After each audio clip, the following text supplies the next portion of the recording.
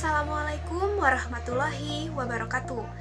Halo teman-teman, perkenalkan nama saya Rindi Anggraini dengan NIM 12020600081.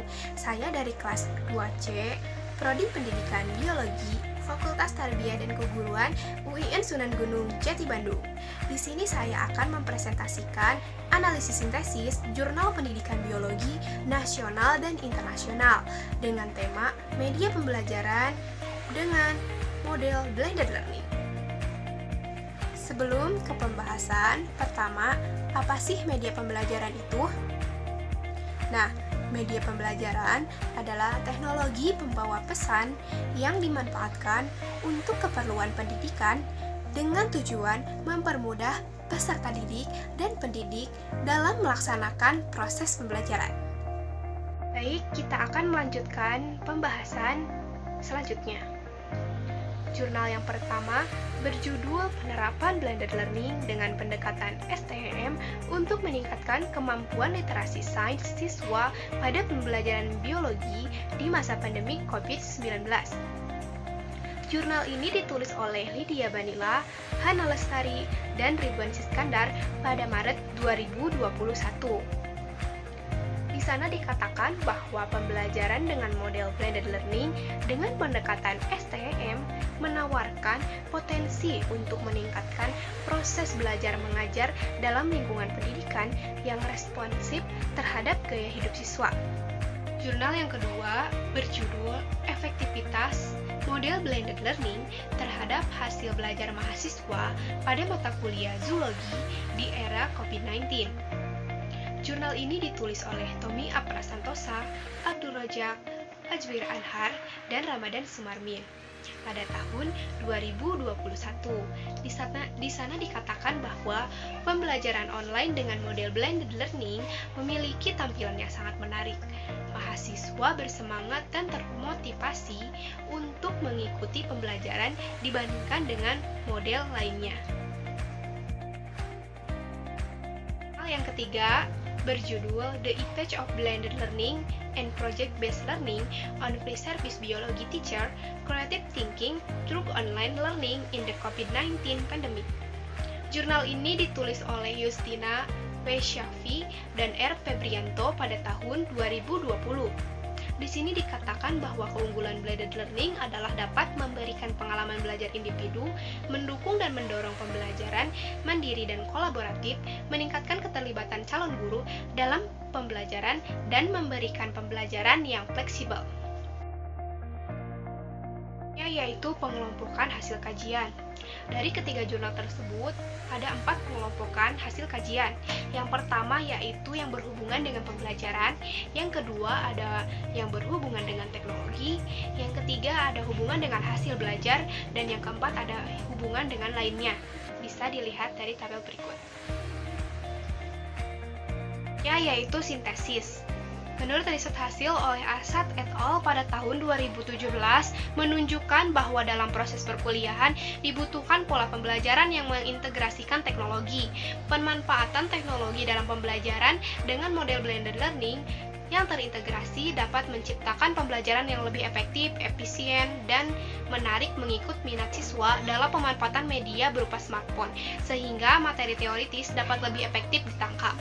Berdasarkan penelitian Samsudin dan Kaur pada tahun 2019, blended learning berpengaruh terhadap antar gaya belajar dan prestasi siswa. Penelitian oleh Quinn dan Arao pada tahun 2020, blended learning mampu mengendalikan diri siswa dalam pembelajaran matematika. Penelitian oleh Sharif 2012 bahwa model blended learning mampu mendorong motivasi dan prestasi belajar peserta didik. Penelitian Fitri dan kawan-kawan pada tahun 2016 menyatakan bahwa pemberian layanan dengan model blended learning mampu mendorong motivasi peserta menjadi lebih efektif. Penelitian Sandi pada tahun 2016 menyatakan bahwa model blended learning mampu meningkatkan hasil belajar kimia siswa. Blended learning memiliki karakteristik ruang belajar yakni sinkron secara langsung, sinkron secara virtual, asinkron kolaboratif, dan asinkron mandiri. Sinkron secara langsung yaitu menerapkan pembelajaran dengan tatap muka secara langsung dengan dalam waktu yang sama. Sinkron secara virtual merupakan pembelajaran secara langsung namun dilakukan dengan tatap maya dalam waktu yang sama tetapi tempat yang berbeda. Asinkron kolaboratif merupakan pembelajaran secara bersama dengan orang lain dimanapun dan kapanpun dengan menggunakan media diskusi seperti blog, chatroom, WhatsApp group. Sedangkan asinkron mandiri merupakan pembelajaran secara mandiri dimanapun dan kapanpun dengan menggunakan seperti media, TV, radio, maupun podcast.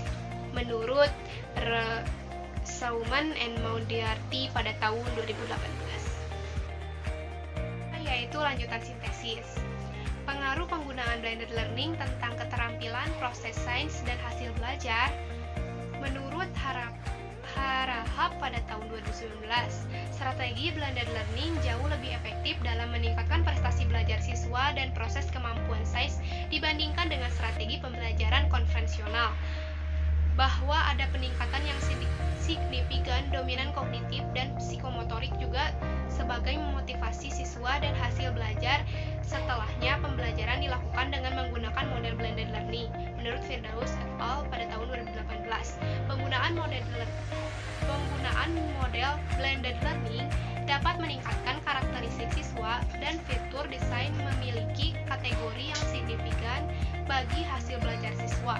Menurut Kintu et al. Pada tahun 2017, penggunaan blended learning dalam fitur desain pembelajaran, kualitas teknologi perangkat online, dan dukungan tatap muka, dan karakteristik siswa, sikap dan pengaturan diri dapat memprediksi kepuasan hasil belajar siswa. Berdasarkan dari hasil penelitian, dapat disimpulkan bahwa penerapan model blended learning di pembelajaran dapat meningkatkan prestasi akademik siswa. Kaylan and Casey pada tahun 2017, pembelajaran blended learning memiliki 3 tahapan, yakni yang pertama seeking of information, yakni pencarian informasi dari berbagai sumber informasi yang tersedia secara asinkron mandiri berdasarkan pada relevansi, validitas, reliabilitas, konten, dan kejelasan akademis. Yang kedua adalah acquisition of information, yaitu menemukan, memahami, serta mengkonfirmasikannya dengan ide atau gagasan yang telah ada dalam pikiran, kemudian menginterpretasikan informasi atau pengetahuan dari berbagai sumber yang tersedia sampai mereka mampu mengkomunikasikannya kembali dan menginterpretasikan ide-ide dan hasil interpretasinya secara asinkron kolaboratif. Yang ketiga yaitu seizing of knowledge, yaitu mengkonstruksi pengetahuan melalui proses asimilasi dan akomodasi bertolak dari hasil analisis, diskusi, perumusan kesimpulan, dan informasi yang diperoleh. Yaitu celah penelitian. Berdasarkan penelitian ini, menurut Sumardi et al. Pada tahun 2020, Ayu et al. 2020, dan Uzir et al. Pada tahun 2020 menyebutkan bahwa pembelajaran di era revolusi 4.0 melalui daring memiliki karakteristik setiap pendidik dan peserta didik mampu dalam meningkatkan keterampilan dan inovasi dalam menguasai teknologi. Menurut Lestari dan Siskandar pada tahun 2020, blended learning adalah pola pembelajaran campuran antara pembelajaran tatap muka maupun secara daring. Menurut Darwan pada tahun 2020, pembelajaran blended learning ini bisa menggunakan media online dengan memanfaatkan multimedia baik sinkron dan asinkron. Celah penelitian yang belum terungkap dari penelitian ini adalah mengenai pengembangan berbagai macam media pembelajaran serta peningkatan keterampilan dan inovasi-inovasi teknologi yang dapat menunjang dan mendukung di dalam proses pembelajaran. Penelitian ini mengenai penggunaan media elektronik dan media sosial dapat menjadi suatu pengembangan yang baik bagi proses pembelajaran, sehingga proses pembelajaran dalam metode blended learning tidak hanya terpaku pada satu hal atau satu media saja, melainkan menggunakan berbagai macam media dalam proses pembelajarannya. Tadi